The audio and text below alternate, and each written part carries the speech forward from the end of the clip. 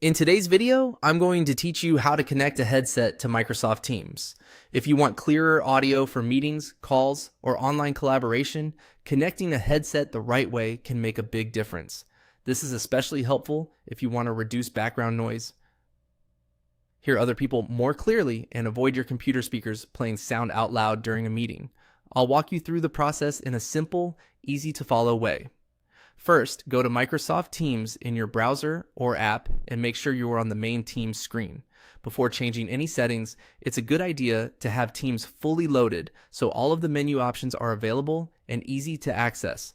Next, make sure your wired headset is plugged in properly.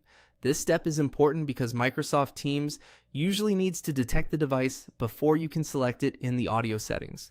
If you're using a headphone jack or USB connection, give your computer a moment to recognize the headset after plugging it in.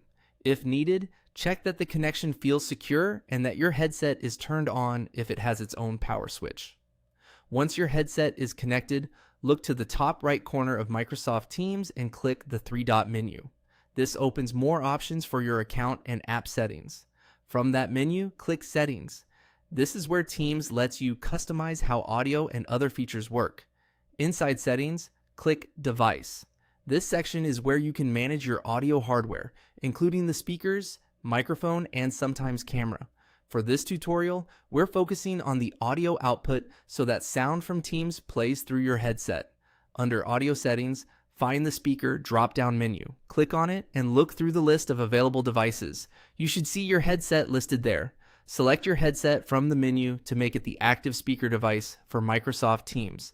After you choose it, Teams should route meeting audio and call sound directly to your headset. If you want to confirm it worked, you can play a test sound or join a quick meeting to make sure audio is coming through the headset instead of your computer speakers.